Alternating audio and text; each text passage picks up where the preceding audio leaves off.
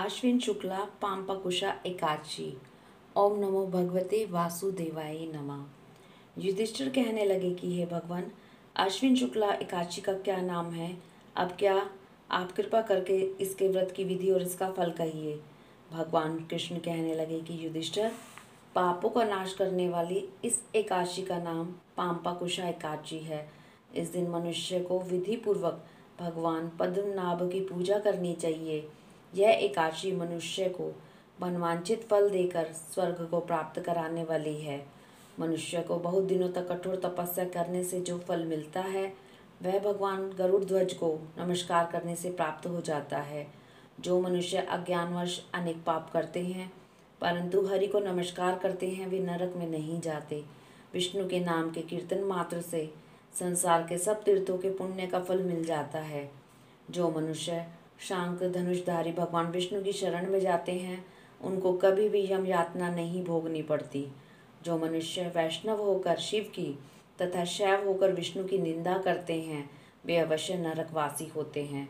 सहस्त्रों वाजपेय और अश्वमेध यज्ञों से जो फल प्राप्त होता है वह एकादशी के व्रत के 16वें भाग के बराबर भी नहीं है। संसार में एकादशी व्रत के बराबर कोई पुण्य कृत्य नहीं है। इसके समान पवित्र 3 लोकों में कुछ भी नहीं है। इस एकादशी जैसा पुण्यदायी कोई व्रत नहीं। जब तक मनुष्य पद्मनाभ की एकादशी का व्रत नहीं करते तब तक ही उनकी देह में पाप वास कर सकते हैं। यह एकादशी स्वर्ग, मोक्ष, आरोग्यता, सुंदर स्त्री तथा अन्न और धन को देने वाली है। इस एकादशी व्रत के बराबर गंगा, गया, काशी, कुरुक्षेत्र और पुष्कर भी पुण्यवान नहीं है। हरिवासर तथा एकादशी का व्रत करने और जागरण करने से मनुष्य विष्णु पद को प्राप्त होता है।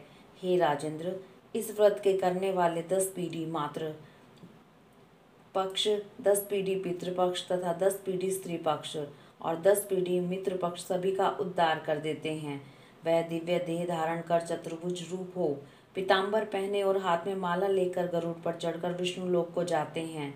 हे नृपोत्तम, बाल्यावस्था, युवावस्था और वृद्धावस्था में इस व्रत को करने से पापी मनुष्य भी दुर्गति को प्राप्त न होकर सद्गति को प्राप्त होता है। आश्विन मास के शुक्ल पक्ष की इस पाम्पकुशा एकादशी का जो व्रत करते हैं वे अंत समय में हरिलोक को प्राप्त होते हैं तथा समस्त पापों से मुक्त हो जाते हैं। सोना, तिल, भूमि, गो, अन्न, जल, छत्री तथा जूती दान करने से मनुष्य यमराज को नहीं देखता। जो मनुष्य किसी प्रकार के पुण्य कर्म किए बिना जीवन के दिन व्यतीत करता है वह लुहार की भट्टी की तरह श्वास लेता हुआ निर्जीव के समान ही है। निर्धन मनुष्य को भी अपनी शक्ति के अनुसार दान करना चाहिए तथा धन वालों को सरोवर, बाग, मकान आदि बनवाकर दान करना चाहिए। ऐसे मनुष्य को यम का द्वार नहीं देखना पड़ता तथा संसार में दीर्घायु होकर धनाढ्य, कुलीन और रोग रहित रहते हैं। हे राजन, जो आपने मुझसे पूछा वह सब मैंने आपको बतलाया। अब आपकी और क्या सुनने की इच्छा है सो कहो। इस प्रकार एकादशी महात्म का समाप्त हुआ। इस दिन सावा मलीचा का सागार होता है। सावा के चावलों से बने पदार्थ, खीर, फल आदि ले सकते हैं। हरिओम तत्सत।